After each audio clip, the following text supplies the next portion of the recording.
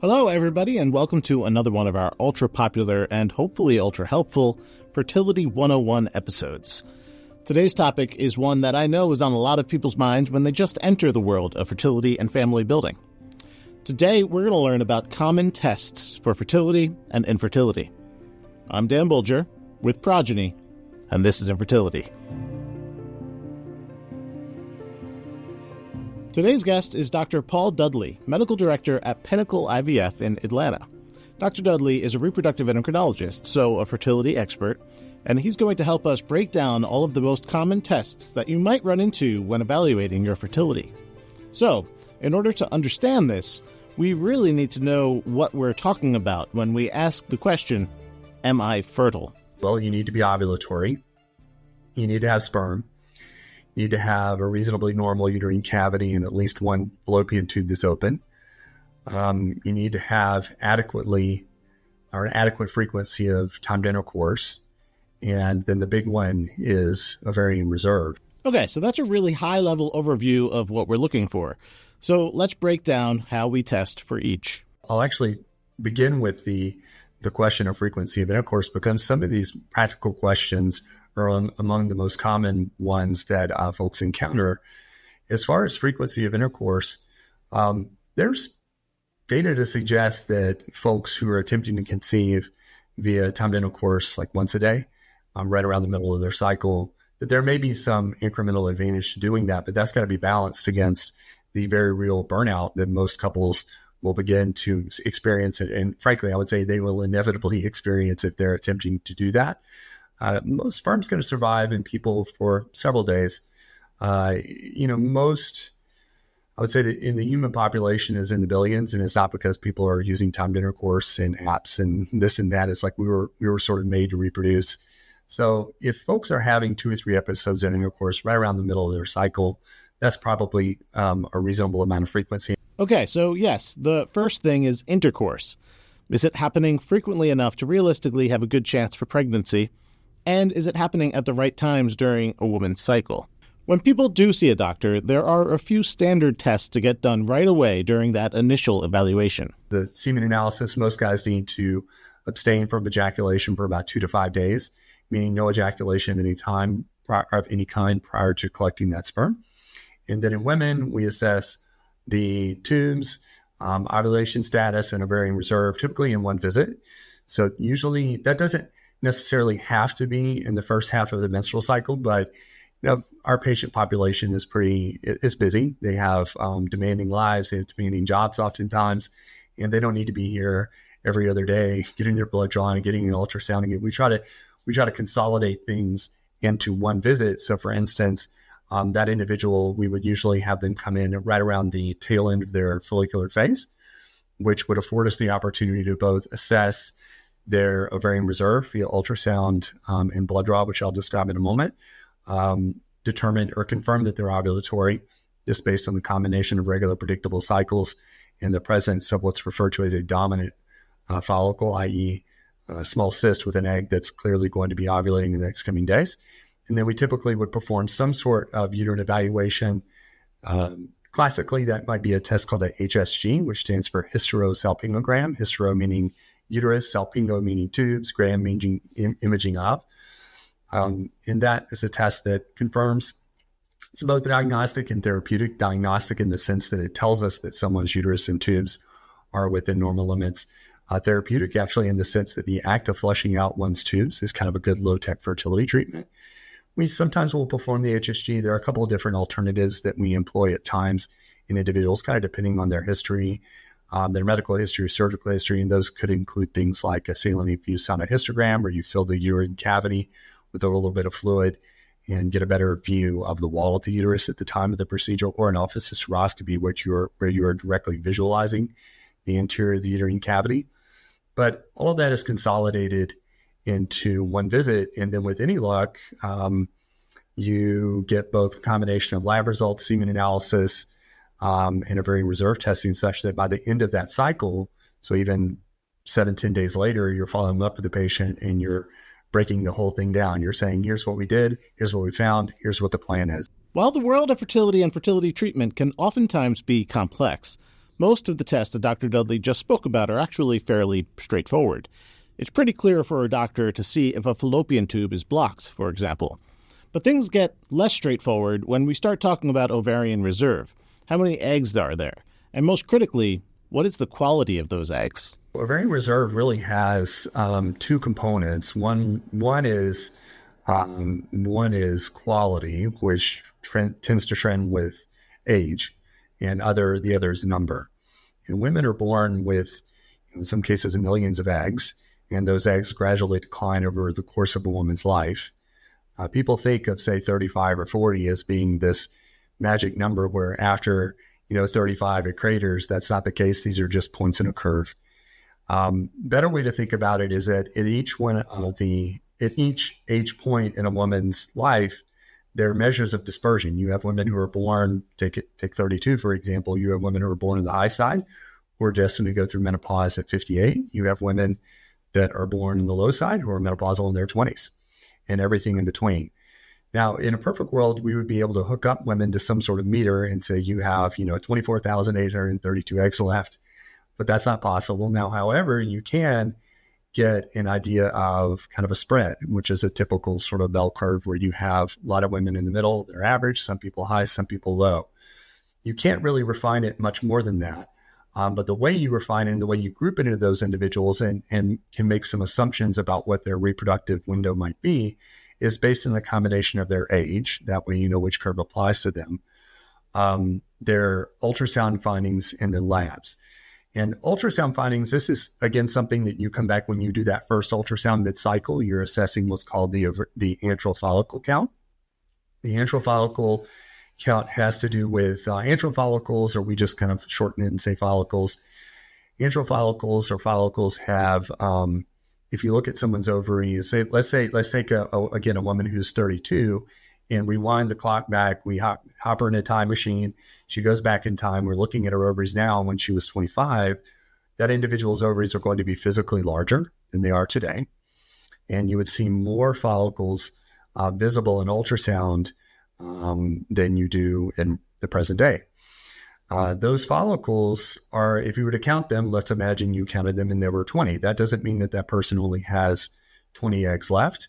In fact, those 20 eggs are really just kind of the proverbial tip of the iceberg, where the totality of that woman's ovarian reserve, which is typically in the many, many thousands at that stage, again, if not more, are in fact kind of resting beneath the surface. But how many that woman has, or how much that woman has in ovarian reserve in terms of the total amount of ovarian reserve, influences the number of follicles, the number of eggs that are available in any one month.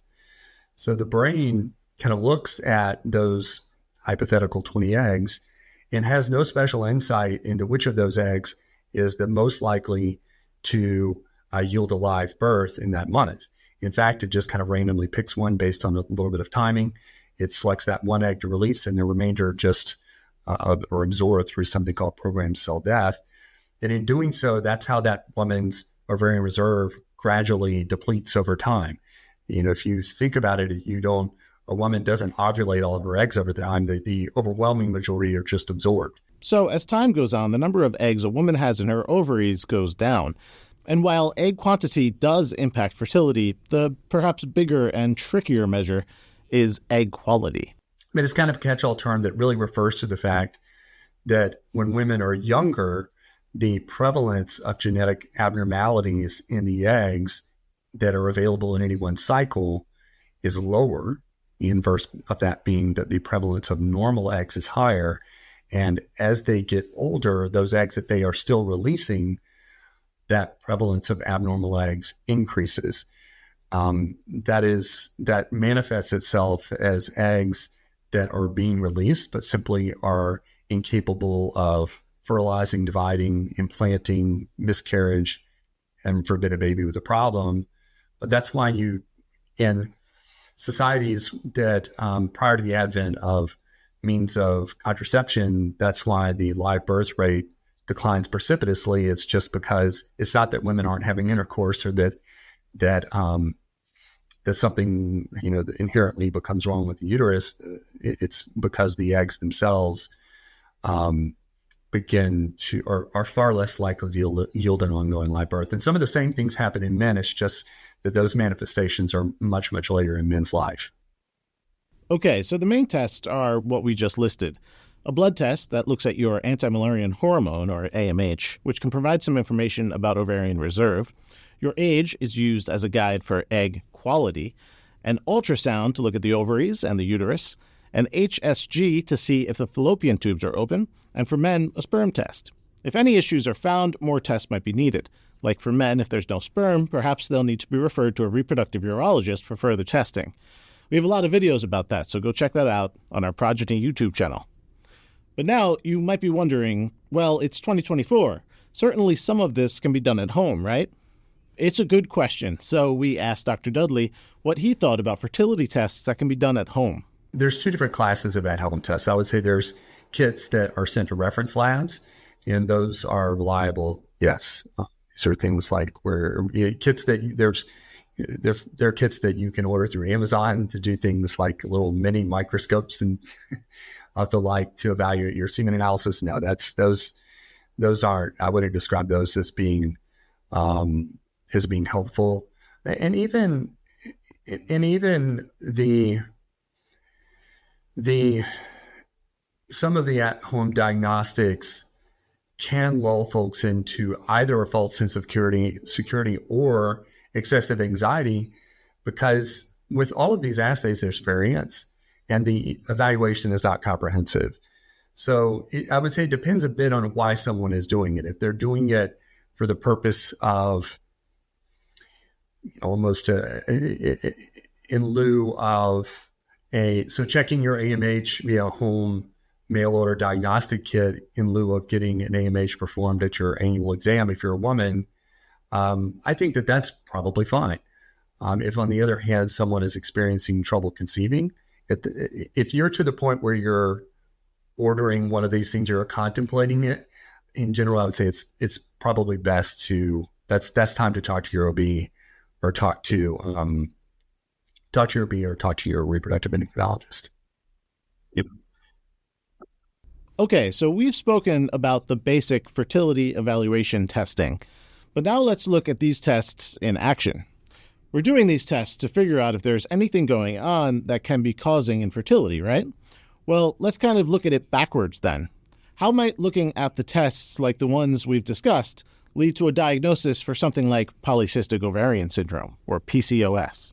Specifically with polycystic ovarian syndrome, that's a disorder that's associated with a combination of irregular menstrual cycles. The fancy word for that is oligomenorrhea, which is essentially saying that the person is having infrequent menstrual cycles attributable to anovulation.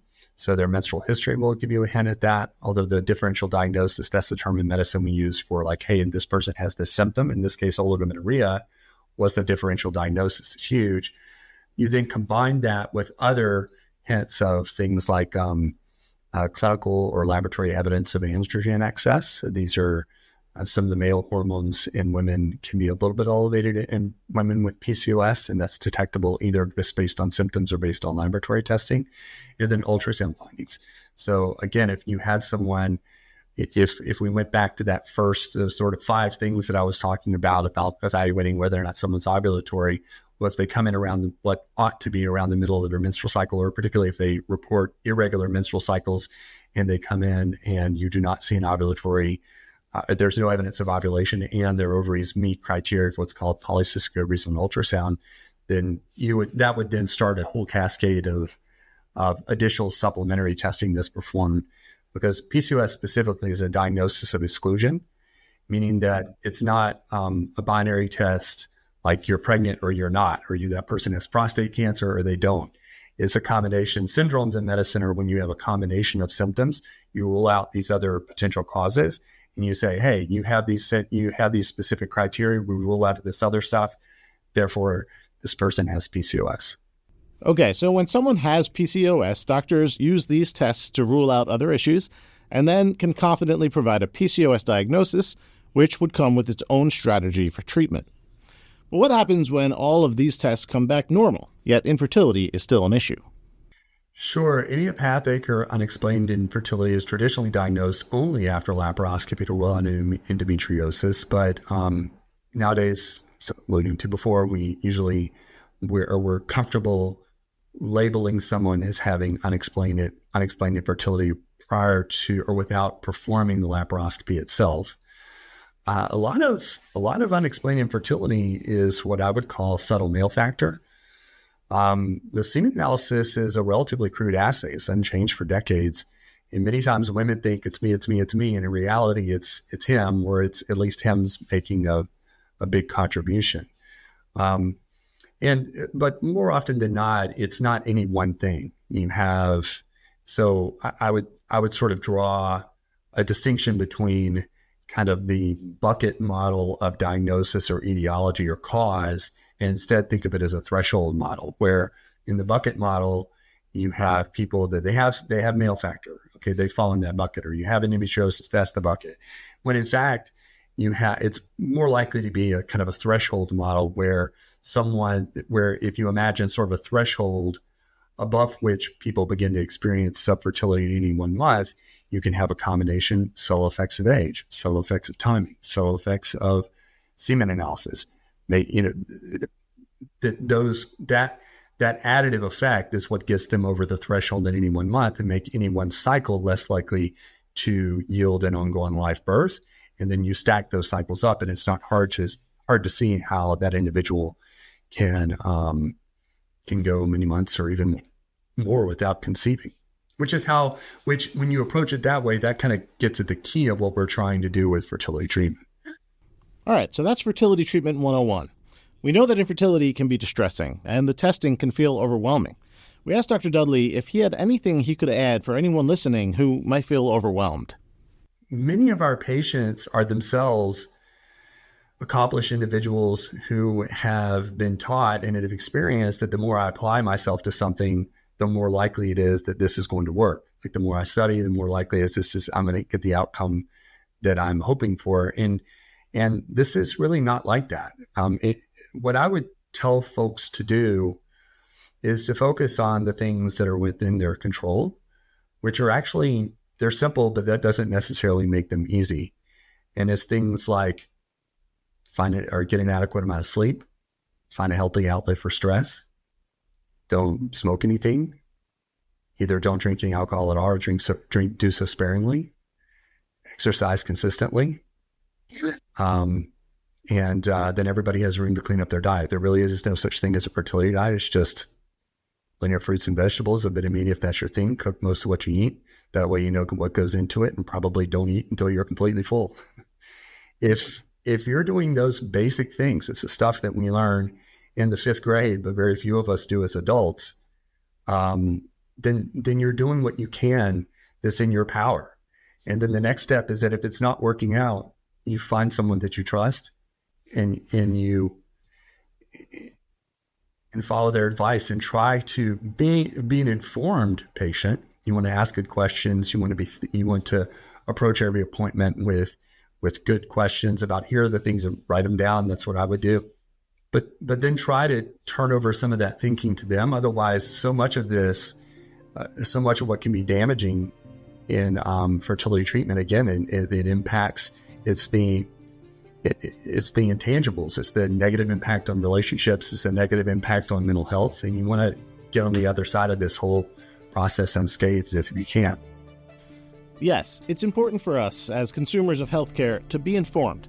And there are many times during any treatment journey when we really do need to make sure that we're being our own best advocate, asking the right questions and making sure we're getting the support that we need. But that being said, it's crucial that we also rely on our experts, men and women who share our goals and have dedicated their lives to solving these problems. I want to thank one of those experts right now. Thank you to Dr. Paul Dudley for being on the show with us today. And of course, I want to thank you for joining us too. If you want to connect with us, you can do so at Instagram at This Is Infertility Podcast. If you want to follow Progyny, you can do that at Progyny Inc. Of course, if you're listening on a podcast app, please leave a rating and review. That's a huge deal for us. And if you're watching on YouTube, please leave a like and subscribe. This Is Infertility is brought to you by Progyny. Please remember, this podcast is not intended to substitute for the personalized expert advice of your physician. I'm Dan Bulger, and this is Infertility.